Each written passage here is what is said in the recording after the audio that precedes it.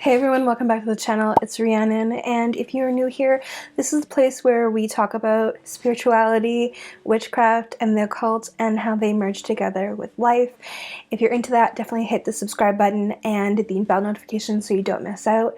And let's get into this video. Today we are diving into the ancient pagan origin of Valentine's Day called Lupercalia. This was an ancient Roman holiday, and we are going to look at how the old traditions were influenced and somehow turned into our modern day Valentine's Day. Let's get into it.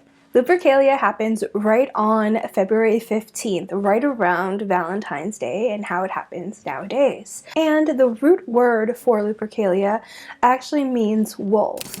And why that is so interesting, I'll get into it a little bit later. In this ancient pagan holiday, we are actually celebrating the saving of Romulus and Remus, who are the mythical founders of this holiday. And we are celebrating their lives being saved by a she-wolf, and the she-wolf actually adopts and takes care of Romulus and Remus and allows them to nurse on her and grow stronger. And this happened shortly after Romulus and Remus, their parents, ended up abandoning them, so they were truly saved by this she-wolf. So every year there are two groups that actually met up in the Palatine Hills, and they were descendants from Romulus and Remus. So the two familial descendants would meet up every year in the Palatine Hills in a cave, and they would celebrate with a ritual. And of course you would start off with most rituals with a feast, and there's a lot of food and drinking, of course, and there were a few sacrifices, of course. Now, if you were to celebrate the holiday nowadays, you wouldn't sacrifice animals, but you could sacrifice by giving something of yourself, something that you may enjoy doing, and sacrifice that for a while, or maybe have a small fast.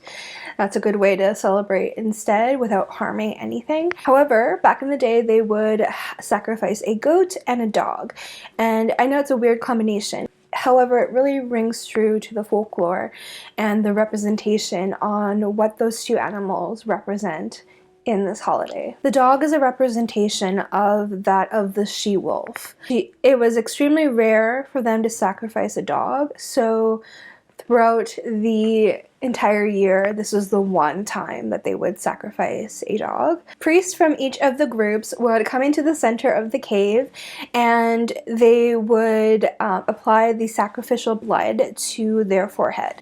And then they would wash it off with the goat's milk. This was a symbolic image of the ending of the great feud of violence between Romulus and Remus and the two parties. Then they would take the goat and sacrifice that and take the hide from the goat and actually make whips out of it. Then they would take all their clothes off and run down the roads and the streets of ancient Rome and whip people with their goat hide. Now this wasn't a painful whipping, this was more of like the gift of abundance and fertility. It was actually seen as a good thing if you were whipped by this goat's hide, because it was going to give you fertility, luck, and success in the coming year. The fertility component is actually something that really ties into modern day Valentine's Day, and something that we celebrate every year ourselves now. Over the years, Lupercalia became more and more about fertility and childbirth, and less about the feuding parties. It was so popular among Romans that it even survived the collapse of the Western Roman Empire. This lasted until the 5th century CE, when Pope Salasius banned it, mostly due to the nakedness and the drunkenness. It was something that he did not vibe with, so he decided to nix that and replace it with a different holiday. He replaced it with the Festival of the Purification of the Virgin Mary. Now that's quite a mouthful, and it ended up becoming a very different holiday over time as Christians started to take over and colonize the religious aspects of the time. So that is the origin of Valentine's Day in ancient pagan festivities. And you can kind of see how over time things that were important back then have come and carried to modern day. The abundance factor, the fertility. This is very much a fertility holiday. Valentine's Day is very much known for love and fertility, and where you get romantic with your partner or with partners and enjoy each other. And it's been a very romantic holiday. However, as a modern witch and pagan, you could take this holiday if it resonates with you and turn Valentine's Day / Lupercalia into an entire month dedicated to much more than just childbirth and fertility in that sense, where it's more fertility in things that you want in your life, fertility in success, fertility in good relationships, and so on.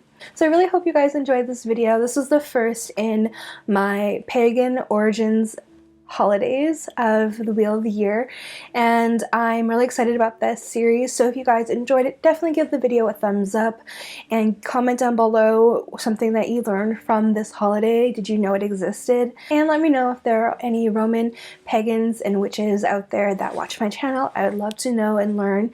If there's anything that I missed from here, definitely let me know.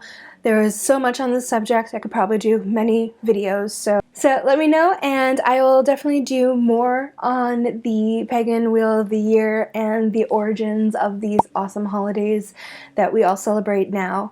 And I will see you guys in the next video. Make sure you subscribe, hit the bell notification so you don't miss out when I post a video. I post every single week, sometimes more, and make sure you follow me on TikTok and Instagram. And I have a very special announcement coming very soon about a little magical shop. So make sure you subscribe so you don't miss when that announcement comes out. It'll be coming in the next few months here. And I'll see you guys in the next video. Stay wicked. Bye!